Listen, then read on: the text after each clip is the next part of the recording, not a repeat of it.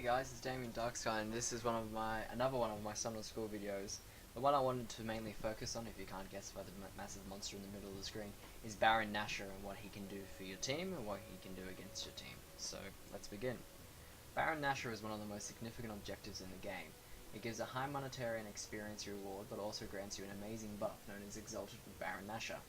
This buff lasts for 4 minutes and gives a variety of different buffs to the champions that slay Baron. The buffs it gives are plus 40 ability power, which is half of a needlessly large rod, plus 40 attack damage, which is 580 less than purchasing a BF sword, 3% of your maximum health and regeneration per 5 seconds, and 1% of your maximum mana and regeneration per 5 seconds.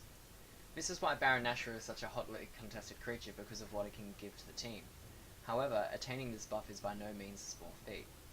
When you are attacking Baron, he naturally will attack you back. He has a passive and 4 abilities that he can use against you and your team depending on how much damage you are doing to him.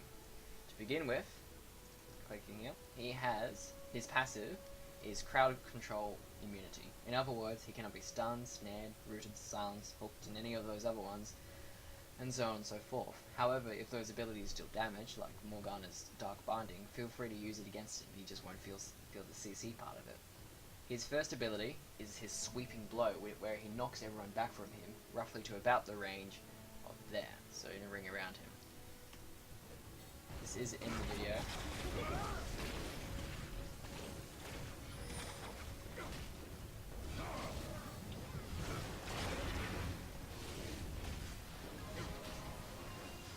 Give it a moment. And then, so yeah, that's his sweeping blow ability.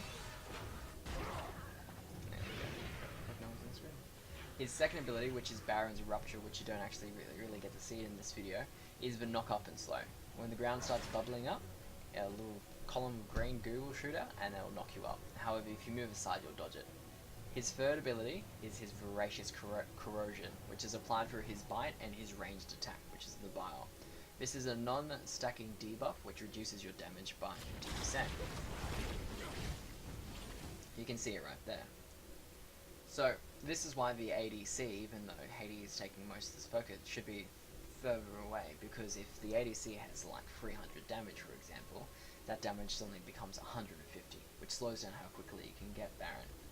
His final ability, and in my opinion the most damaging, is the Wrath of the Ancients. This ability's debuff is applied through the Acid Rain, and it deals 70 magic damage. There it is.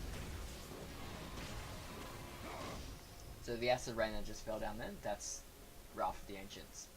The debuff itself increases magic damage by 25% per stack, each stack being applied every 0.5 of a second up to 10 times.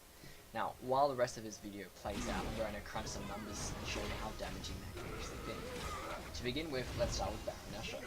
He starts off only dealing 70 magic damage, but after 10 stacks before magic resistance, it deals 70 times 175%, which equates to roughly 122.5 magic damage. That doesn't sound too much, but let's say an enemy Vega drops his W, which is his delayed strike, in the middle of your team while you're doing Baron. If he has 600 AP, and it deals 320, so if Vega has 600 AP, it will deal 320 plus 600 damage. Alright? Sorry, I'm just being arrogant. However, with 7 stacks of Wrath of the Ancients, which is the max it had against Baron then, it now has 175% increased magic damage before magic penetration or magic resist is applied, which means suddenly you're now getting hit for 1,610 damage instead of the normal damage, which, needless to say, will kill a lot of champions, or at least injure them a lot in one shot. The other example I want to use is an AoE ultimate like Fiddlesticks. If Fiddlesticks has 220 AP and he ults in, he will be doing 325 plus 45% damage every second, which equates to 424 damage per second.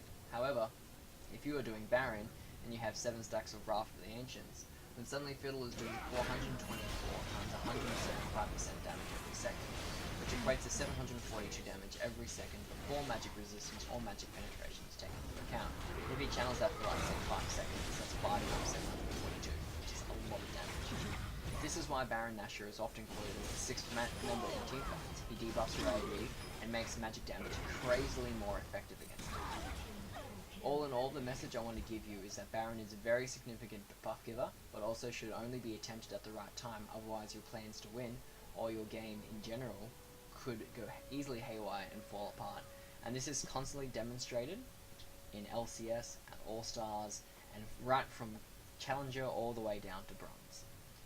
Anyway, thanks for listening, guys and girls. I hope you've learnt a bit from watching this video and learnt what Baron can do. If you liked the video, leave a like. If you want to see more of these, subscribe. Your likes and subscribes will give me incentive that, you know, this is what kind of videos you want. I've been trying to achieve a video a week, but I've been sick lately, so I couldn't really help that out. But yeah, I play on the OCE server, so if you're on there, I might get to see you around there, and if not, I hope I hear you guys around on my channel. Anyway, thanks for listening, and I'll see you guys around. Catch ya.